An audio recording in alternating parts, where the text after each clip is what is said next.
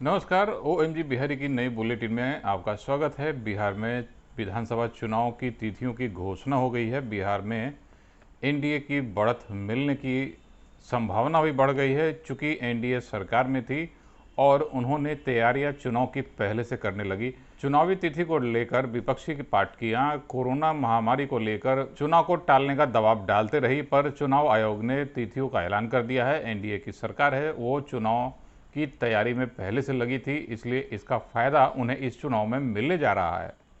इस चुनाव में, बिहार विधानसभा चुनाव में 10,000 से भी ज़्यादा बूथों का सीधा प्रसारण होगा। जी हां, डिजिटल मीडिया का पूरा इस्तेमाल होगा। 10,400 बूथ होने की संभावना है, जिसमें 3,788 टेबल होंगे मतगणना में, उनका भी सीधा प्रसारण होगा। डिजिटल माध्यम का पूरा इस्तेमाल होगा। इस बार चुनाव की आचार संहिता लागू हो गई है।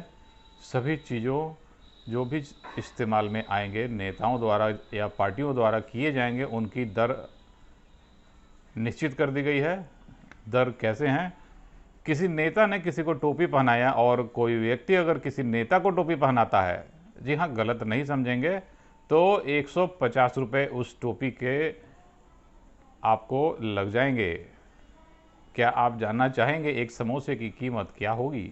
और रसगुल्ले की, एक समोसे की कीमत रखी गई है 8 रुपये और रसगुल्ले की कीमत है 10 रुपये।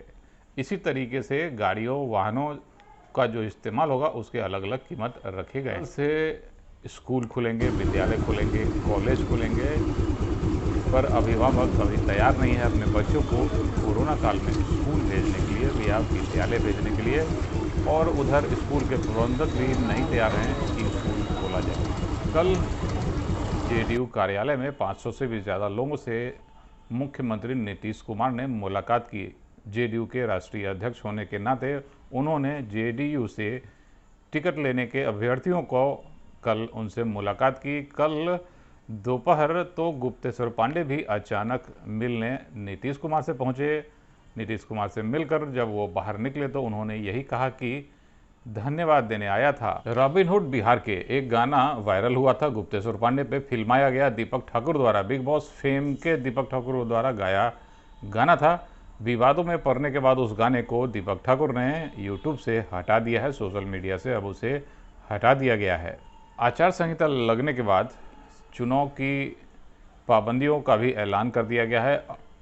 कोरोना होने की वजह से भीड़ भाड़ इकट्ठे नहीं करने हैं।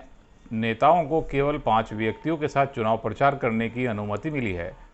अब नेताओं की समस्या बढ़ गई है कि 5 व्यक्ति कौन होंगे, क्योंकि उनके चाहने वालों की संख्या ज़्यादा होती है, भीड़ इकट्ठी होती है, पर 5 व्यक्ति कौन उनके साथ चलेंगे, ये एक बड़ी समस्या उनके लिए उठ पड़ी है। आचार संहिता लगते ही पहली प्राथमिकता दर्ज कर ली गई है। पटना एयरपोर्ट थाने में प्राथमिकता दर्ज की गई। कल कुछ कांग्रेसी नेता दिल्ली से पटना आए थे। उनके स्वागत में 100 से भी ज़्यादा लोग एयरपोर्ट पर उपस्थित हो गए और जुलूस निकालने की कोशिश करने लगे, पर उन्हें हटा दिया गया। उन आचार संहिता के उल्लंघन का मामला दर्ज कर दिया गया है। इसी बीच तेजस्वी और तेज प्रताप यादव पर कोरोना प्रोटोकॉल तोड़ने का भी आरोप लगा है, उन पर भी प्राथमिकता दर्ज की गई है। जैसा कि हम जानते हैं, किसान बिल के विरोध में 25 सितंबर को विपक्षी पार्टियों का बंद था।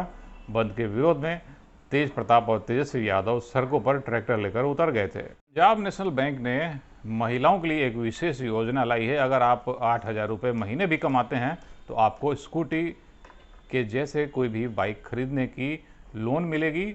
आसान किस्तों पर आप उसे जमा कर सकते हैं। इनकम टैक्स भरा होना चाहिए। आपकी उम्र 18 से 65 साल के अंदर होनी चाहिए। पूर्वी बिहार और पूरे बिहार में बारिश की फिर संभावना है और मेघ गर्जना की भी संभावना रहेगी। कानून एवं आईटी मिनिस्टर रविशंकर प्रसाद कहते हैं हर घर फाइबर, पर शहर में तो फाइबर पहुंचा नहीं हर घर। ब्रॉडबैंड काम करते नहीं। बीएसएनएल की हालत खस्ता होते जा रही है। ये कैसे होगा पता नहीं। चुनावी घोषणा है या सही में कुछ होगा। कल बिहार में 1457 नए मामले आए कोरोना के। 88,000 नए मामले पूरे देश में आए। पटना में अकेले 255 नए मामले, जबलपुर में 64। ओएमजी बिहारी बुलेटिन में इतना ही। अपना ख्याल रखें। आज रविवार है, एंजॉय करें। Have a nice weekend. See you soon in a next video.